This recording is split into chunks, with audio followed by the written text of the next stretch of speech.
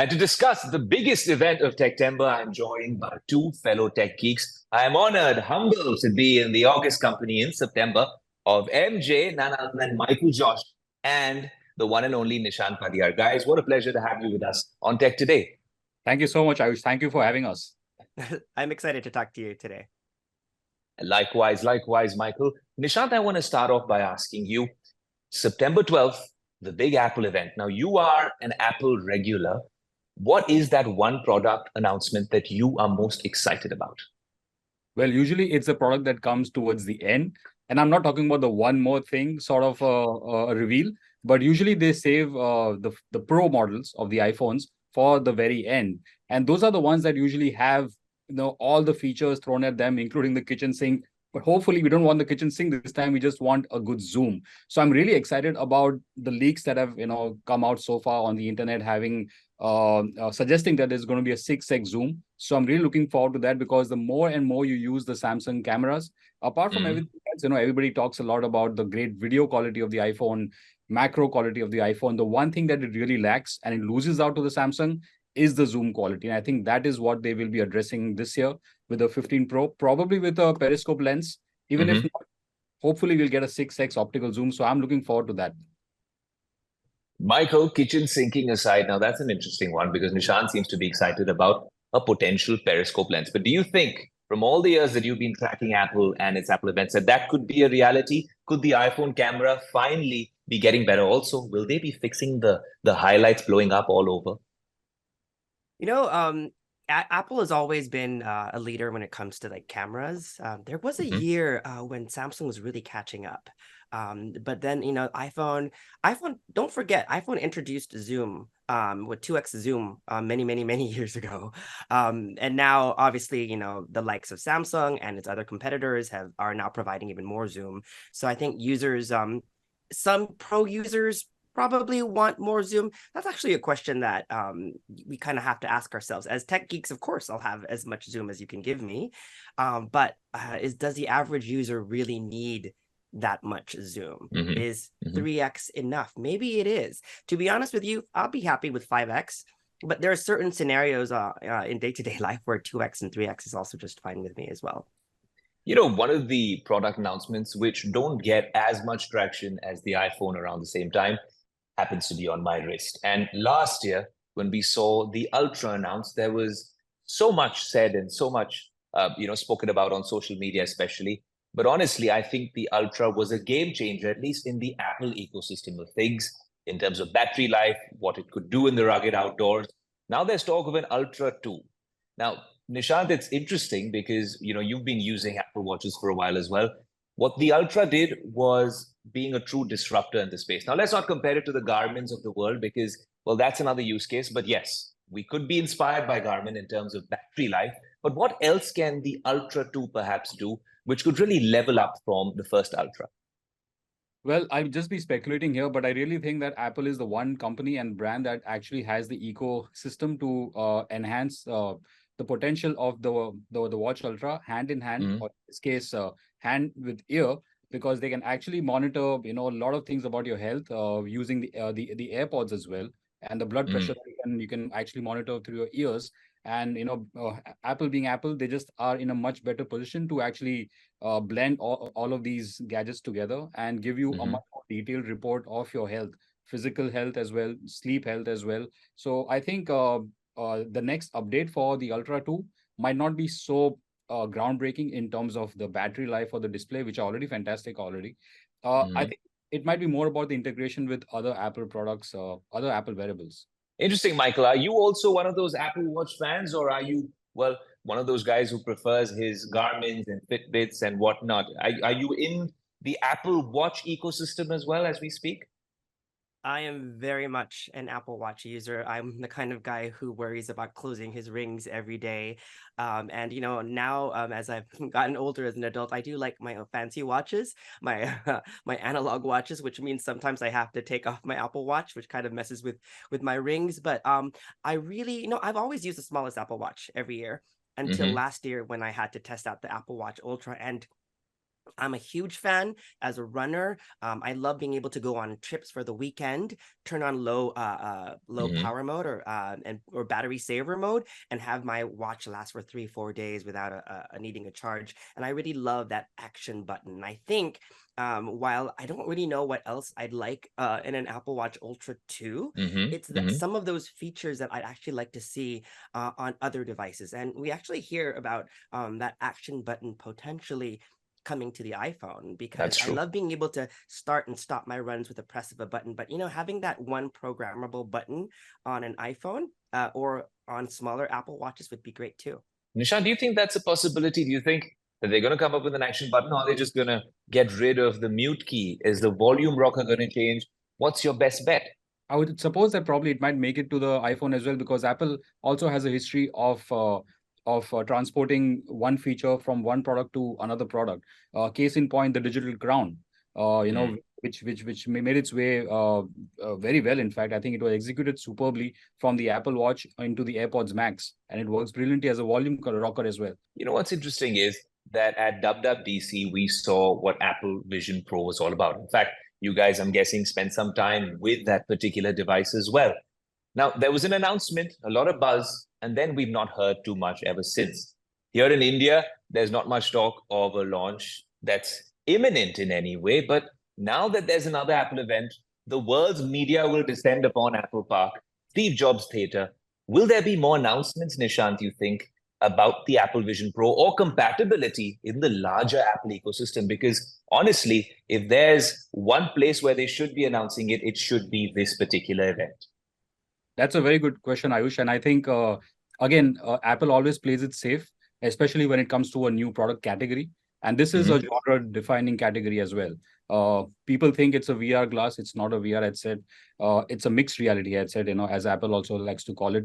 And they have taken their time to make sure that they have the right partnerships in place. They have the right dev support in place. And it's already been about close to 5 months since we saw the first prototypes and the working prototypes of the Vision Pro. And even then, the demos that they actually showed a few of us behind closed doors were outstanding. Like, in fact, some of the things they could not even show in the keynote because they said it would just not translate on a 2D screen, on your laptop, on your TV. Those were the kind of experiences we actually got to see when we wore the Vision Pro ourselves. So I'm sure that they're going to take their time. The announcement is going to be on new partnerships, on what have they been able to crack in terms of content partners, gaming partners, maybe content, exclusive content made for the Vision Pro. It could be by Nat Geo, by Discovery, by Disney.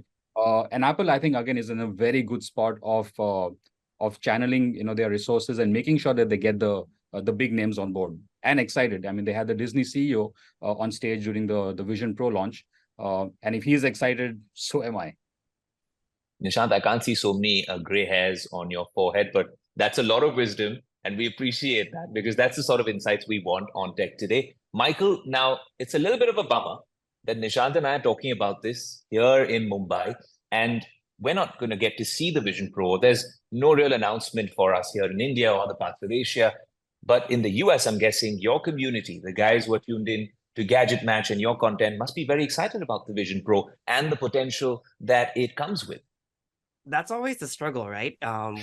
Whenever there's a big announcement, or a new feature or a new service, you want to be able to play with it first. And from what I hear, Apple is on target to really launching the device in early 2024.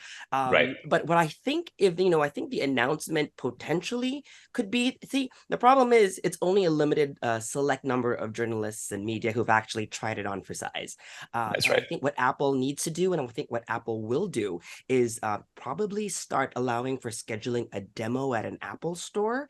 That's right. That's what I think they're going to do, so that the public can actually book a slot, come into the store, and then try it. Maybe select Apple stores. I don't know how they're going to do that. So I probably expect them to kind of roll out some sort of option as we approach their launch date, because people do need to be able to try it on for size if they're really going to be spending, $3,000 for a new gadget that they have never seen before. I'm really excited. And I'm just glad that I'm at the right place at the right time. We're glad, and we're really happy to hear that as well, Michael. But the one more thing moment, and we need to do that one more thing, Nishant, on Tech Today as well. What is that one more thing? I'm going to come to you, Nishant, after we're getting Michael's take on this. What is that one more thing moment that one, you expect, Michael, and two, you think is most likely? To be honest with you, I don't think there's going to be a really crazy one more thing moment at this iPhone launch. Is really going to be all about the new iPhones. You know, what we haven't talked about is the lack of is the transition from Lightning to USB-C. That's something that I'm also excited for. I think the iPhones will stand on their own. There's probably going to be an Apple Watch announcement as well, but I don't really expect anything crazy from Apple apart from what's already on the lineup. But maybe I'm wrong, and I'd love to be surprised. Oh, fair enough. That's a very balanced answer, MJ. I'm guessing the jet lag is catching up with you. You've been traveling so much for tech events. It is Techtember, but I'm glad that's a very balanced approach. Nishant, I want something a little more juicy because, well, we expect a one more thing moment. Is it going to be something in the world of spatial audio? Is it going to be something from the dev side? Is this whole line between WWDC and the fall event really blurring? What's going to happen? What's that one more thing moment? Well, unfortunately, I would want to echo my sentiments with Michael because I think they've already done the big one more thing announcement at WWDC. But I really wish that like you in fact brought up a very interesting point about spatial audio, and I think Apple is very well positioned now, with the HomePod success, with the AirPod success, to actually come up with a complete 5.1 simulation sort of a spatial audio system. It could be in the form of an Apple soundbar, like they are envisioning of a soundbar, how it should be, or maybe the ability to have true 5.1 or 7.1 and beyond, like even Dolby Atmos with a multiple HomePod setup, if at all. But I don't think Apple will do it because they're all about simplifying things and not adding stuff. But I really wish that the one more thing could be the next generation of the AirPods Max, because we are hitting the timeline about a 3-year mark, where it was first announced in 2020. It's 2023. It's about 3 years. I think it's well overdue for a refresh. And it's not been their most successful product, of course, because but people who do use it, especially fans of active noise cancellation, fans of Apple ecosystem, I think they really swear by it. So I am hoping that they actually have some sort of a refresh for the AirPods Max. It wasn't their most successful product. And also, Michael, I think we can expect a lot of memes like the last time as well from that announcement. But Michael, I'm going to toss it to you. So would you prefer, for your noise cancellation needs, an updated, AirPods Max or Sony XM5s? Now, that's a geeky question for Mr. Gadget Match. Oh, you're putting me on the spot here. Well, I really do love my AirPods Max. I wish they were lighter. That's the only thing. I love the design. They stand out. And I think I bought blue ones the last time around, and I've kind of changed my mind. I think I want black ones or silver ones this time around. And I was thinking of buying a pair, but I already have 2 lying around, so I'm going to wait. I think it's also just to kind of change the subject very quickly, we're at a point where Apple has really, if you look at Apple's lineup, it's pretty complete. After they announced their transition to Apple Silicon, you have MacBook Airs of every size, MacBook Pros of every size. We finally got the complete Mac family is complete, and then you have this special. I prefer the one more thing to not be something that you expect every show. We got one big surprise. We didn't know a lot about it. There were not a lot of leaks enough. So I still kind of want to enjoy, selfishly, because I get to go to these events, but I still want to be able to go to a keynote, be surprised, and feel really giddy afterwards. It could also be a new iMac, I think, because even the last time the iMac was refreshed has been a while. So and no one's really speaking about the iMac. It's still a great form factor, I know, but again, it has room for improvement, and it doesn't have the new silicon yet. So that could be. It's not worthy of a one more thing sort of a moment. Maybe it could have its own online announcement, or maybe in the October event when they do iPads and some light refreshes of MacBooks. It could be around that time.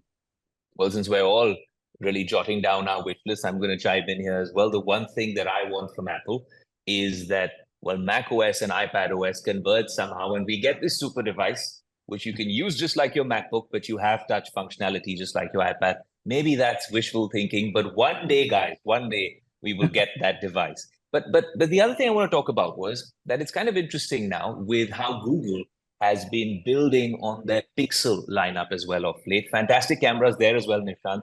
We were talking about Samsung earlier, but in terms of still photography, I think with the computational photography algorithm, Google does a fairly decent job with not so superior hardware, so to speak. But something I found really interesting was the announcement that Google made with that really cute video that they put up with the iPhone and the Pixel going out for a spa date and talking about what's new. Is that a new rivalry brewing in the tech scene? Is that something that we can expect? And honestly, as a neutral, that's any tech geek would be excited about really, a competitor being added to the mix and the Pixel really leveling up and taking on the iPhone 15 or whatever you have next. Well, but there's no doubt that Google makes some great hardware. It's just that their marketing is not up to scratch, with Apple's. So they just can't make their great tech desirable as much as Apple's. They do have great tech. They did have some flaws initially for their hardware in terms of the quality and the manufacturing. They evened that out, but now I think the ball is in the marketing department's court, to be honest, because the engineering team is really hitting it out of the park. It's just the marketing team that is not being able to drum up enough hype for their products like the way Apple does. Is the global media and the entire influencer fraternity also very excited about the Pixel announcement? Can they actually take on the iPhone? Actually, Pixels are great devices, and they're a fan favorite, especially amongst the tech community. And I think it's a really good point, worth pointing out that in 2023, while Google has really ramped up its marketing for the Pixel and the Pixel Fold, it's still not enough. And they're also not available in as many countries as they need to be to really achieve or enjoy the success that maybe a Samsung or an Apple competitor is currently enjoying. And there are high expectations because Apple makes iOS and Google makes Android. But speaking of what Google's really done well this year is the Pixel Fold. And I think the question that I get asked from a lot of friends, a lot of just average users, not even techies, is when is Apple going to make a foldable? We're not going to see it this year. I don't even know if we're ever going to see it, but it's something that I actually would love to see it, just like we all felt about Vision Pro. Maybe if Apple does it, they'll do it really well, and that iOS will actually be optimized for such a form factor, which is, I think, still one of the failings of Android today, even if Google makes the Pixel and Android. MJ, I share your sentiment, but again, that's wishful thinking. And let's keep our fingers crossed for when that does happen. But you made a very pertinent point about launching in key markets. Nishant, something that's changed over the past few years is India featuring high on the list of a lot of tech companies. We saw that with the Pixel launch last year, where, we did have a Pixel launch event, pretty much on the same timelines as the rest of the world. We didn't see the Fold here, but I think at least the fact that we are seeing the premium devices coming here with the world, now with the iPhone, and we saw all the camaraderie and all the celebration with Tim Cook's visit here in India, and then the Apple Store launch. Now, when we talk about how, iPhones are being made in India, the entire China plus one strategy, how India is becoming a hub for, the tech community and the world at large, what do you think about, I'm talking about several things, but the question is very simple, Nishant, which is one question that everyone watching tech today or consuming our content asks me, which is, iPhone sasta hoga, and for MJ and the global community, will the iPhone get cheaper because it's manufactured here in India? Well, it's a very hard question to answer because it's not only about a single thing; it's about the entire supply chain. And as anybody who's into the luxury business or the tech business knows, that the prices for the raw components, for the raw materials, for the distribution itself have gone through the roof over the last 2-3 years, ever since we were hit by some Chinese bug. But I think timelines overall have been pulled back significantly. And for Apple specifically, I think we will see not a significant change, but at least a marginal change in prices and in terms of timelines, because they have a very strong partnership and a manufacturing hub in India as well. And it's not only to make backdated iPhones, they're also manufacturing the latest generation products in India now. Will we see a drastic drop in price? No, because Apple always buffers its prices, for any sort of a devaluation of the currency. So they always want to be in a safe spot where they don't price their products in such a way that maybe 6 months later or 8 months later in the product life cycle. And as we all know, Apple products have a very long life cycle. I mean, they're still selling the 12 and 13 in India. Absolutely. So because of that, I don't think we'll see a significant change in prices of the new models. But the older models, yes, for sure, we will see probably a 20-25% drop in those prices. Michael, over to you. Speaking of affordable iPhones, there was or was an iPhone SE, and there also is or was an iPhone Mini at some point. And my hope, when they kind of killed it from their lineup, was that it would come back as the new iPhone SE. Maybe that would be a great one more thing as well, because Apple still has offered historically an older model with newer-ish hardware and gave it a really good price. Fair enough. We are expecting top dollar premium products here as well, and the entire gamut. Now that we have Apple stores here and all these tech brands are really gunning for the Indian market. But Nishant and MJ, the moral of the story is that the Tech Today community is watching you guys. And when you all are traveling all over the world for these big tech events across Techtember and Techtober, everyone's going to write to Michael to perhaps get a few devices from whichever parts of the world he's traveling from. MJ, we hope to host you here in India. Nishant, what a pleasure to have you on the show as always, guys. I'm excited about this particular event, but we're also going to connect after the event and let's find out how many of your predictions were accurate, how many of them were just wishful thinking. But I really appreciate you guys joining us here on Tech Today. Thank you, Aayush. Pleasure. I can't wait to catch up with you guys soon.